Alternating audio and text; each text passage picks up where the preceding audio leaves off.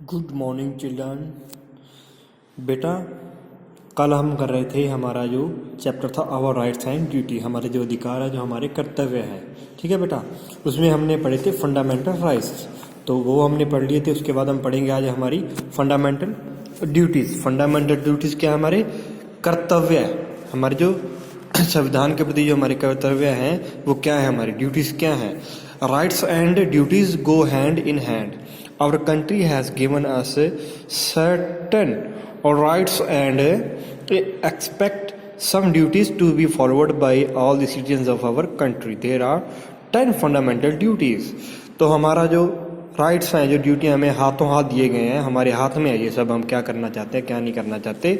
तो जो हमारी कंट्री ने हमें, देश ने हमें जो इतना जो हमें फ्रीडम दी है, जो हमें इतने राइट्स दिए हैं, तो उनके प्रति भी हमारे एक विशेष फर्ज बनते हैं।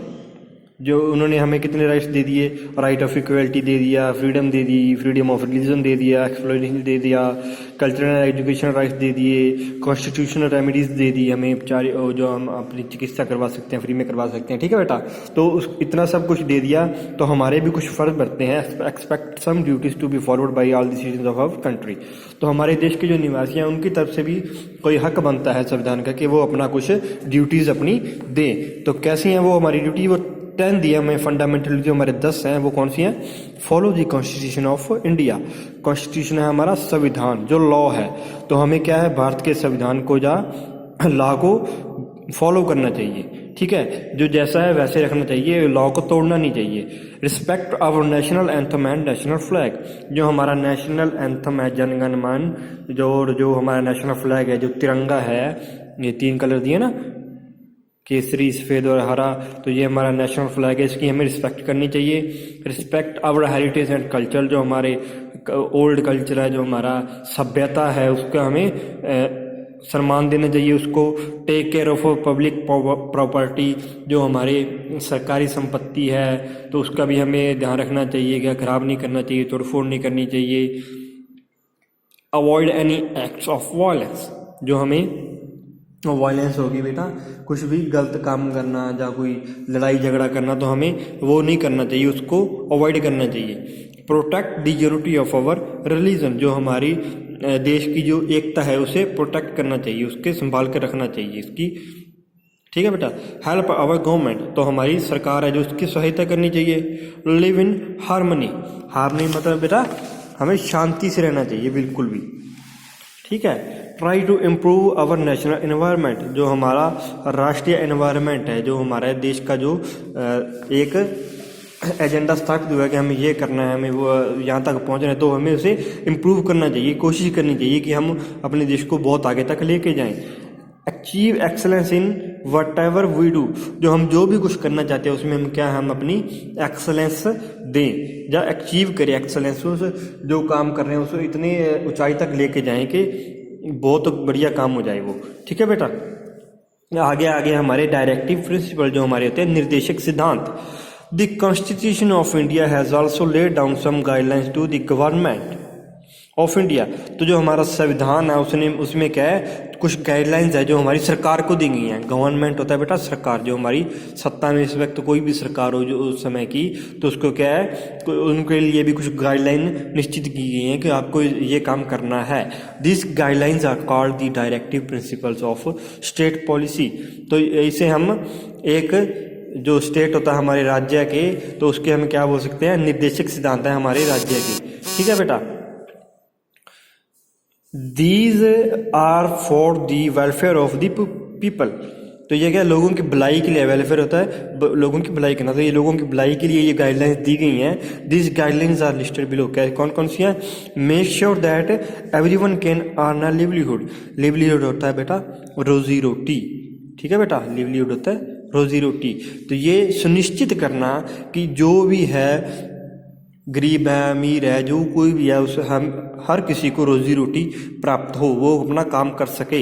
Ensure that the rich are not exploiting the poor. Exploiting बेटा शोषण, के जो अमीर हैं वो गरीबों का शोषण ना करें, ये उन्हें एंश्योर करना चाहिए। Pay equally for equal work to man and women. कोई भी काम हो, अगर वो औरत कर रही है, अगर वो आदमी कर रहा है, तो उनको जितना वो काम कर रहा है उतनी ही उन्हें पगार मिलनी चाहिए, उतनी ही उन्हें तनख्वाह मिलनी चाहिए। ये नहीं करना चाहिए कि ये आदमी ये ज़्यादा कर रहा है तो ये औरत ये कम कर रही है, इसको हम कम देंगे, ऐसा नहीं करना, सबको बराबर का देना है। Ensure that every child gets free and compulsory education। तो ये सुनिश्चित करना कि हर बच्चा फ्री में, मुफ्त में और ज़रूरी एजुकेशन प्राप्त कर सके, जिसकी उसे ज़रूरत है। जो शिक्षा है हमारी, से हर किसी के, ये हमारा फंडामेंटल राइट्स है। ठीक है बेटा, कि हमें जो एजुकेशन शिक्षा है वो सबके लिए अनिवार्य है, सबके लिए ज़रूरी है। तो ये कंपल्सरी करना है कि एजुकेशन है जो सभी बच्चों को मुफ्त में मिले। जो हमारे गवर्नमेंट स्कूल होते हैं उसमें क्या अभी भी मुफ्त शिक्षा दी जाती है 8th क्लास तक, 8th नहीं आगे भी दी जाती है। Protect historical monuments. तो जो हमारे ऐतिहासिक मोनूमेंट्स है, जो स्तंभ हैं बने हुए, जैसे इंडिया गेट है, लाल किला है, ताजमहल है, इसे क्या हमें प्रोटेक्ट करना है। ये हमारी हिस्ट्री से रिलेटेड है, हमारी सभ्यता से रिलेटेड है, तो इनको क्या हमें प्रोटेक्ट करना है, इन्हें कोई ख़राब नहीं होने देना चाहिए। Ensure that people have proper living conditions. तो ये सुनिश्चित करना कि जो लोग हैं उनके लिए रहने की जो कंडीशंस हैं वो प्रॉपर है, सही है। ये नहीं है कि कोई तो महलों में रह रहा है, कोई बड़े बड़े बंगलों में रह रहा है और किसी के पास छत भी नहीं है, वो सड़कों पे सो रहे हैं। नहीं, ये नहीं होना चाहिए।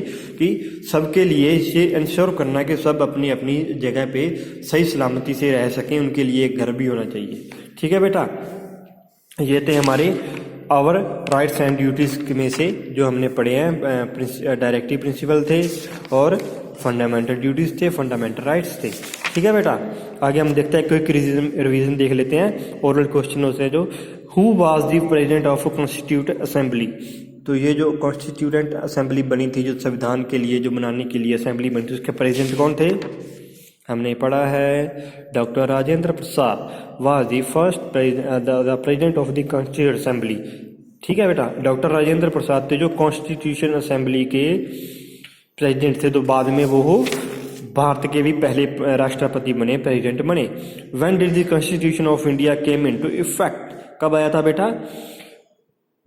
26 जनवरी इन 1950। ठीक है बेटा, 26 जनवरी 1950 को। ठीक है। List any 2 fundamental rights. किसी 2 फंडामेंटल राइट्स के बारे में बताइए। हमारे फंडामेंटल राइट क्या है? Right to equality, right to freedom, right to freedom of religion. ठीक है बेटा, इनमें से कोई भी 2 लिखते हैं। जैसे हम ये लिख सकते हैं, राइट टू इक्वलिटी और राइट टू फ्रीडम। ठीक है बेटा, तो आगे है लिस्ट एनी 2 फंडामेंटल ड्यूटीज। हमारे 2 संवैधानिक कर्तव्य कौन से हैं? कौन से हैं भाई? Follow the constitution of India, Bharat के संविधान को फॉलो करेंगे। Respect our national anthem and national flag, हमारे जो राष्ट्रीय गान है, जो राष्ट्रीय हमारा झंडा है, उसकी हम रिस्पेक्ट करेंगे। Respect our heritage and culture, take care of public property. तो इनमें से हम कोई भी 2 कर सकते हैं। ठीक है, आगे आता है लिस्ट एनी 2 डायरेक्टिव प्रिंसिपल। कोई 2 निर्देशक सिद्धांत कौन से हैं? प्रोटेक्ट हिस्टोरिकल मोनूमेंट्स, जो हमारे राष्ट्रीय स्मारक हैं उनकी रक्षा करना। Make sure that everyone can earn A livelihood, ये सुनिश्चित करना कि हर कोई अपनी रोजी रोटी कमा सके। ठीक है, अगर ये भी लिख सकते हैं हम pay equally for equal work to man and women. ठीक है, तो इनमें से कोई भी हम 2 लिख सकते हैं। ठीक है बेटा, ये था हमारा चैप्टर, ये हो गया हमारा ख़त्म। आगे हम आपको PDF के रूप में एक सेंड करेंगे, आपके जो क्वेश्चन आंसर हैं। ठीक है बेटा, रिवीजन करो इसकी अच्छे से।